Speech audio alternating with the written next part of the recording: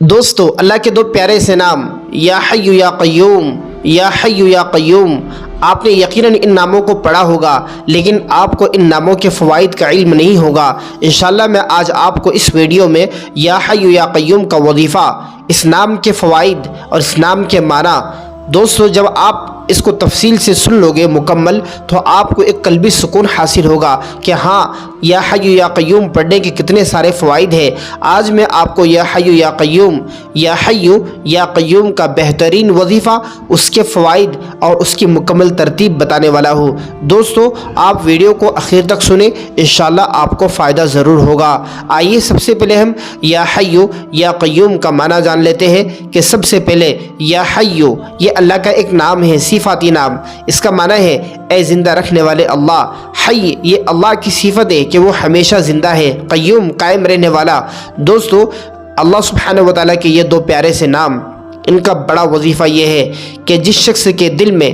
دل کے اندر اگر بلاکج ہو چکی ہے، یا دل بہت زیادہ کمزور ہو چکا ہے، یا دل کے اندر ہمیشہ درد رہتا ہے، یا آپ کو ہر وقت گھبراہٹ اور بے سکونی محسوس ہوتی ہے، بے چینی ہوتی ہے، تو آپ کو چاہیے کہ آپ اللہ کا پیارا سا نام یا حی، صرف یا حی سیدھا ہاتھ دل پر رکھے اور اس نیت سے پڑھے کہ اللہ میرے دل کو زندہ اور طاقتور کر دے، میرے دل کو مضبوط بنا دے، میرے دل کے اندر آپ کا نور اور آپ کی رحمت نازل فرما دیجئے۔ سیدھا ہاتھ دل پر رکھے اور یا حی صرف 100 مرتبہ پڑھے، اور پڑھنے کے بعد اس جگہ پر دم کر دیں جہاں اپنا دل ہوتا ہے۔ ہمارا جو ہارٹ ہوتا ہے یہ لیفٹ جانب ہوتا ہے، یہاں سیدھا ہاتھ رکھے اور یا حی پڑھتے رہے۔ اس طریقے سے اس کا ایک دوسرا وظیفہ، یعنی کہ یا حی یا قیوم کا دوسرا بڑا وظیفہ یہ ہے کہ اکثر خواتین کو یہ ہوتا ہے کہ وہ جب پریگننٹ ہوتی ہے تو ان کا بچہ جو ہوتا ہے وہ خراب ہو جاتا ہے، وہ پیٹ میں خراب ہو جاتا ہے، یا پیٹ میں اس کا ہارڈ نہیں بنتا، یا وہ پیٹ کے اندر کمزور ہو جاتا ہے۔ تو ایسی خواتین کو چاہیے، ایسی لیڈیز کو چاہیے جب وہ پریگننٹ ہو جائے، حمل ٹھہر جائے، تو اس خاتون کو چاہیے کہ پہلے دن سے یا جس وقت سے اس کو یہ وظیفہ مل جائے یا اس کا علم ہو جائے، اس وقت سے سیدھا ہاتھ اپنے پیٹ پر رکھے اور ان دو اللہ کے ناموں کے ساتھ یا حی یا قیوم، یا حی یا قیوم اس کا ورد کرے اور اللہ سے دعا کرے۔ انشاءاللہ آپ کا بچہ ماں کے پیٹ میں تندرست رہے گا، صحت مند رہے گا، مکمل طور پر اس کی انشاءاللہ اللہ سبحانہ و تعالیٰ پرورش فرمائے گا۔ دوستو یہ وظیفہ میں نے اکثر خواتین کو دیا، الحمدللہ ان کو بہت زیادہ فائدہ ہوا۔ تو کرنا یہ ہے کہ جب سے آپ کو پتہ ہو کہ آپ پریگننٹ ہو تو آپ اس وظیفے کو سیو کر کے رکھیں، یا یاد کر لیں جب آپ پریگننٹ سے ہو تو آپ کو چاہیے کہ آپ سیدھا ہاتھ پیٹ پہ رکھ کر یا حی یا قیوم، یا حی یا قیوم 100 مرتبہ پڑھ لیا کریں۔ تیسرا وظیفہ اس کا یہ ہے کہ اگر کسی شخص کے باڈی کے اندر کوئی چیز خراب ہو گئی ہے، مثلا